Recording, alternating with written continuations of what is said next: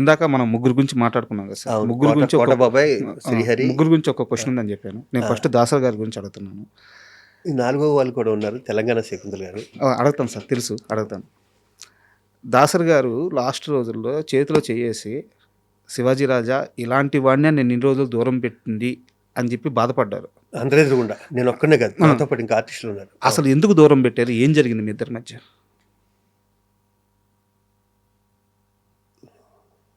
Sir ఆయన మధ్య జరగటండి, తండ్రి కొడుకులు లాంటి వాళ్ళు, మహానుభావుడు ఆయన. బట్ ఎందుకు దూరం పెట్టారు? దూరంగా పెట్టండి. ఎందుకో నేనేదో షార్ట్ టెంపర్డు అన్న దాంట్లో ఆయన బ్రెయిన్లో ఉండిపోయాడు. వీడు టెంపర్గా వీడు అని, వీడికి నడువు వంగదు, రకరకాలు ఉంటాయి దీంట్లో, గుర్తుపెట్టుకోండి మీరు.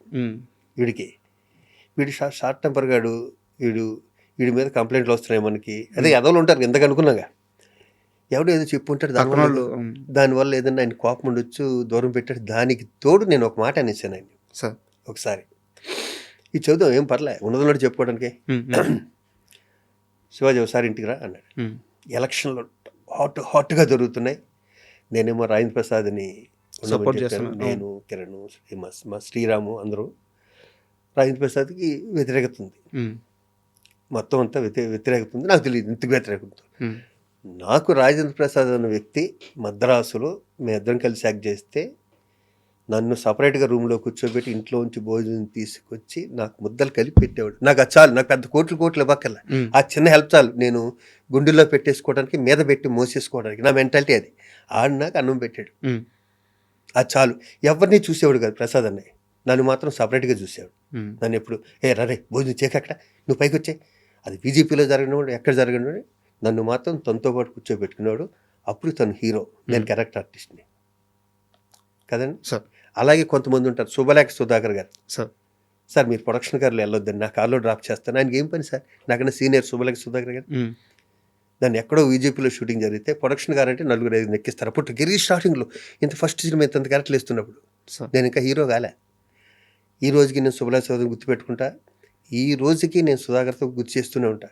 యూనిట్లో ప్యాకప్ అవగానే సుధాకర్ గారు చేసే పని అని చెప్పమంటారా, ప్రతి చిన్న లైట్ బాయ్కి సరే వెళ్ళొస్తానమ్మా, వెళ్ళొస్తానే, నేను అదే ఫాలో అవుతాను. సూపర్ కదా,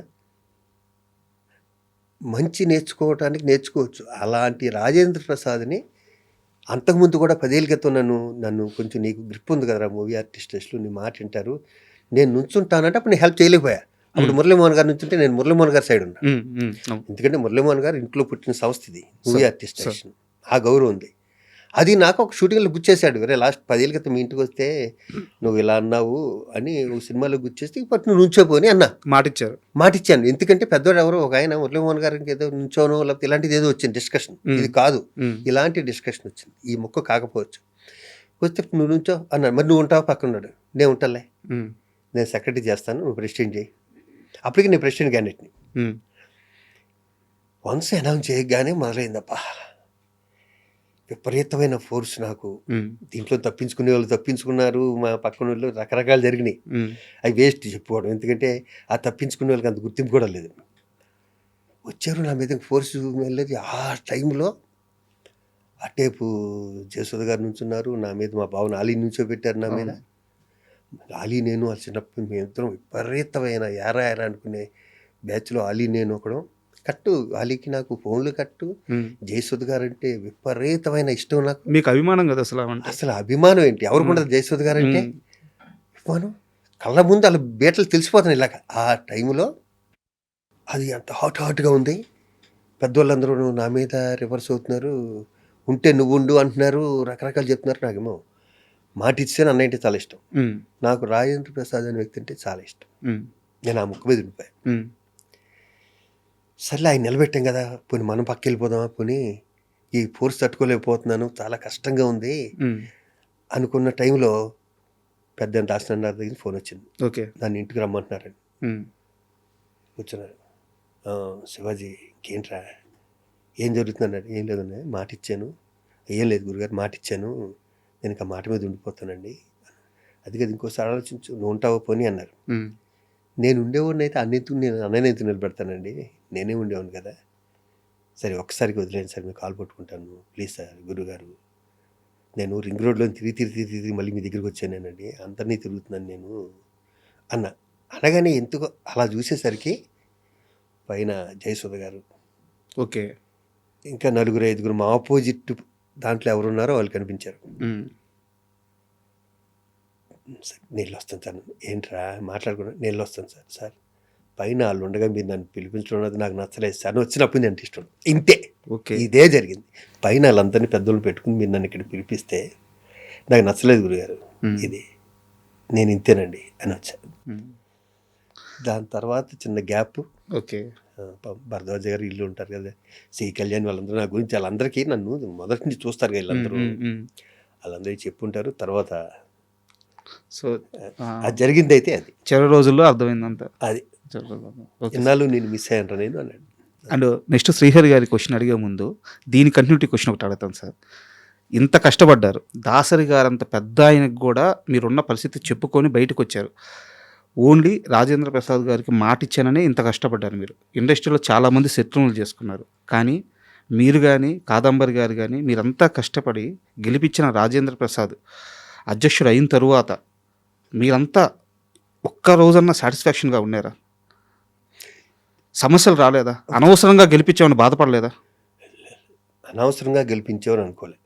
ఇక్కడ సమస్యలు ఎందుకు వస్తాయంటే, నా చేతిలో కోట శ్రీనివాసరావు ఓడిపోయాడు, నా చేతిలో మా బావ అలీ కూడా ఓడిపోయాడు ఆ ఫంక్షన్లో. ఓడిపోయిన వాళ్ళకి కోపం ఉండదు మన మీద? ఉంటుందా ఉండదా? ఓడిపోయిన వాళ్ళకి ఉంటుంది కదా. అది లేకుండా చేసుకున్నాను వెంటనే. నేను మా బావ దగ్గరికి నేనే పర్సనల్గా అలీ దగ్గరికి వెళ్ళి మేము హక్ చేసుకుని దాని తర్వాత 2 నెలల తర్వాత అలా కోటబాబుకి కూడా అయిపోయింది. ఇక్కడ ఏమొచ్చిందంటేనండి, ఇక్కడ నాకున్న ఎక్స్పీరియన్స్ రాజేంద్ర ప్రసాద్ గారికి లేదు. నాకన్నా పెద్ద ఆర్టిస్ట్ అవటం వేరు, ఎక్స్పీరియన్స్. అవునవును. మూవీ ఆర్టిస్ట్లో ఎక్స్పీరియన్స్ కావాలి. అక్కడ 10 మందికి నవ్వుతూ జాగ్రత్తగా చెప్పి వాళ్ళ ప్రాబ్లమ్ సాల్వ్ చేయాలి. తనున్న బిజీకి న్యాచురల్గా ఏంటంటే ప్రెసిడెంట్ అన్ని పనులు చేయట్లేదు, సెక్రటరీ చూసుకుంటాను. నేనే సెక్రటరీ ఉన్నప్పుడు, మా అన్నయ్య ప్రెసిడెంట్గా ఉన్నప్పుడు తను కూడా ఎప్పుడు ఆఫీస్కి వచ్చేవాడు. ఏ రోజు జరిగేది ఆ రోజు చెక్ చేసుకునేవాడు. మేము కూడా అప్పుడు కొత్త రూల్ పెట్టాం, ఎవరు ఆఫీస్కి వచ్చినా సంతకం పెట్టాలి కంపల్సరీ, ఎవరెన్నిసార్లు వస్తున్నారు ఆఫీస్ జనరల్ బాడీలు చూద్దాం ఓకే అని పెట్టుకునేవాళ్ళు. రాజేంద్ర ప్రసాద్ గారి వల్ల ప్రాబ్లం ఏమవుతుంది అంటే, టక్కన ఒక మాట అతని లోపల ఇది అనాలని ఉండదు, అది ఇక్కడి నుంచే వస్తుంది. ఓకే. ఆ సీనియారిటీలోనూ ఇంకో దాన్నో అనుకుంటే అసలు అనేస్తారు కదా, అలా 1-2 సార్లు దాన్ని సర్ది చెప్పుకుని మడత పెట్టుకోవడంలో కొంచెం బాధపడిన విషయాలు ఉన్నాయి తప్పితే వేరే ఏ విషయంలో లేదు, ఏ విషయం లేదు, కొంచెం కూడా లేదు. నేను ఉన్నట్టు చెప్పాలి కాబట్టి ఇది చెప్పేశా. 1-2 సార్లు ఏదో మాట స్లిప్ అవ్వడం వల్ల దాన్ని సెక్రటరీగా నేను కవర్ చేసుకుని ఆయన కవర్ చేసుకుని వదిలే అని చెప్పుకోవడం జరిగింది. కాదంబరి గారు అలిగి దూరంగా వెళ్ళిపోలేదా? నాకు తెలియదు సార్, మీరు కాదంబరిని అడగాలి. ఎందుకు చెప్పమంటారా, అంత టెన్షన్లో ఉండి కాదంబరి ఈసీ మెంబర్ అనుకుంటప్పుడు 18 మంది ఉంటారు ఈసీ మెంబర్. 18 మందిలో ఎప్పుడు 10 మంది అలుగుతారు. ఎందుకు చెప్పమంటారా, ఫారిన్ ఈవెంట్ జరిగితే మమ్మల్ని తీసుకెళ్ళని అంటాడు. ఇవన్నీ ఇప్పుడు కాదంబరి కిరణ్ కుమార్ ఎందుకు కలిగాడు అన్నది నాకు అర్థం కాదు. ఎందుకంటే కాదంబరి కిరణ్ కుమార్ మూవీ ఆర్టిస్ట్లో ఉంటాడు, వేరే ఆర్టిస్ట్లో ఉంటాడు, తన సొంత దాంట్లో ఉంటాడు, ఇంట్లో ఉంటాడు. కాదంబరి కిరణ్ కుమార్ కూడా అలగటానికి ఛాన్సెస్ ఏముంటాయి చెప్పండి?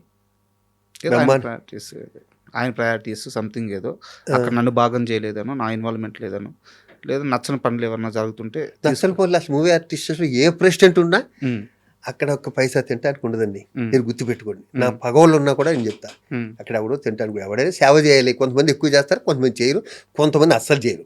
మరి మీరు లక్షలు తినేశారని నరేష్ గారు అన్నారు. ఇప్పుడు లెంపలేసుకుంటాడు కదా, తర్వాత తనే చెప్పాడు కదా, తను కమిటీ పెట్టారు, కమిటీలో ప్రెస్ మీట్ పెట్టారు. ప్రెస్ మీట్ అక్కడ ఏం జరగలేదు అన్నారు. జరగలేదంటే ఏమవుతుంది, అలిగేషన్ చేసిన వాళ్ళు తప్పు అవుద్ది, అంతే అయింది. అవును, ఇంకా దాని గురించి డిస్కషన్ ఎందుకు, మనం అయిపోయిందిగా. ఇప్పుడు నరేష్ అని మీరు ఎన్ని చెప్పినా నాకు ఇష్టం అయితే పోదు. ఆ క్షణంలో తనకు అలా చేయాలనిపించింది, చేసాడు, అయిపోయింది. ఇక్కడ కావాల్సింది నరేష్ నేను గొడవ, నేను రాజేంద్ర ప్రసాద్ కంఫర్ట్గా ఉన్నామో లేదే కాదు. ఫుడ్ లేకుండా ఒక 200 మంది 300 చచ్చిపోతున్నారు, 300 మంది మూవీ ఆర్టిస్ట్ స్టేషన్లో. మనం బట్టలు బాగా వేసుకున్నాం, మనం వెండి పల్లెల్లో తింటున్నాం, నేను ఈ జ్యూస్ తాగుతున్నాను, ఇదిగో నా బెడ్షీట్లు ఎలా ఉంటాయి, అవి కాదు కావాల్సింది. దాంట్లో 1% తీస్తే 200 మంది బతుకుతారు కదా, అది ఆలోచించేవాడు కావాలి అక్కడ ఎవడైనా సరే. అండ్ శ్రీహరి గారి విషయం సార్, శ్రీహరి గారిది మీది స్నేహం గురించి ఈరోజు కొత్తగా నేను చెప్పాల్సిన అవసరం లేదు, మీరు చెప్పుకోవాల్సిన అవసరం కూడా లేదు, అందరికీ తెలుసు. అయితే ఇక్కడ నా క్వశ్చన్ ఏంటంటే, శాంతి గారు ఇంటర్వ్యూకి వచ్చినప్పుడు ఒక మాట అన్నారు, ఆయన చనిపోవడానికి కారణం ఆయన స్నేహితులే, ఆయనకి స్వతహాగా జాగ్రత్త ఉండదు, అలాంటి మనిషిని జాగ్రత్తగా ఉండమని స్నేహితులు చెప్పలేదు. నాకు తెలిసినంత వరకు మీలాంటి వాళ్ళు ఉన్నారు, ఆయన మంచి కోరుకునే స్నేహితులు కొంతమంది ఉన్నారు. ఇప్పుడు మీరు చాలాసార్లు చెప్పారు చూపించుకోమని చెప్పి, ముందు మానేయమని చెప్పేసి ఇట్లా. అండ్ అలాగే ఒక డైరెక్టర్ని నేను ఈ మధ్య ఇంటర్వ్యూ చేశాను. ఆయన ఏం చెప్పారంటే, కృష్ణరాజు గారు జాండీస్కి ముందిస్తారు, ఆయన దగ్గరికి వెళ్ళి తీసుకోమని చెప్పాను అని చెప్పారు. ఇలా మీరు మంచి చెప్పే వాళ్ళందరూ చెప్తూ వచ్చారు, కానీ ఆయనతో కూర్చొని తాగడము, ఆయన చేత తాపించడం, దీన్ని మాత్రమే ఎంజాయ్గా చూస్తే కొంతమంది బ్యాడ్ స్నేహితుల వల్లే ఆయన జాగ్రత్త తీసుకోలేక చనిపోయిన శాంతి గారు అన్నారు. నిజమా ఇది? ఫ్రెండ్స్ వాళ్ళంటే నేను నమ్మనండి. అతనికి ఒక్కళ్ళు ఇద్దరు ఫ్రెండ్స్ కాదు. పైగా మందు అంటారా, మా ఎంటైర్ కెరీర్లో మీ ఇద్దరం కలిసి ఒక 5 సార్లు తగ్గుంటాం సార్. శ్రీహరి నేను. నేను పాన్ పరాకు మానేమనేవాడిని. ఓకే. బాబా వద్దురా పాన్ పరాకు అనేవాడిని. తప్పితే సార్ ఒక స్టార్ అండి శ్రీహరి. అయ్యో, అతనికి తెలీదా పాన్ పరాకు తినాలా? తనుకున్న ప్రెజరు, తనుకున్న టెన్షన్ తనకు ఉండొచ్చేమో సార్. కదా.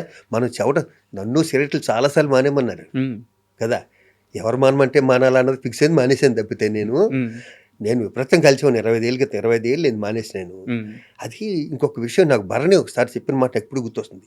ఎదుటి వ్యక్తి వ్యసనాలను మనం ఏలి పెట్టి చూపించామా, ఆ వ్యక్తి మనం దూరంగా పెట్టేస్తాడు. ఓకే. మనం నచ్చం. ఒక వ్యక్తి ఒక వ్యసనం ఉంటే అతనే దెబ్బతిని అతనే మానేయాలి, లేకపోతే ఇంట్లో పిల్లలు చెప్పాలి, లేకపోతే పిల్లలు చెప్పాలి, తల్లిదండ్రులు చెప్పాలి, గురువులు చెప్పాలి. తప్పితే ఒక స్నేహితుడు అతను ఎత్తి చూపాడుగా ముందు అతను మానేరంటే ఆడు మందు కొట్టుడు మనం పిలవడం. మరి మీరెందుకు మానేశారు? ఒక్క మాటతో, ఒక్క ఒట్టుతో? చచ్చే అంతకుముందు కొన్ని 100 ఓట్లు అయినాయి. భలేవారు మీరు మరీ మంచోళ్ళ ప్రొజెక్ట్ చేయకండి. మరి చిరంజీవి గారికి మాట ఇచ్చిన తర్వాతే కదా. అదే అంటే అక్కడికి పీక్ వెళ్ళిపోయింది అనమాట. అంతకుముందు మా మదర్ మీద, అందరి మీద, మా శ్రీకాంత్ అది ఎన్ని జరిగాకనో ఇది అయ్యింది. ఫైనల్గా ఇంకా చాలు అనుకున్న టైంలో ఆయన చేతిలో కొట్టేయడం వల్ల మానేశాను.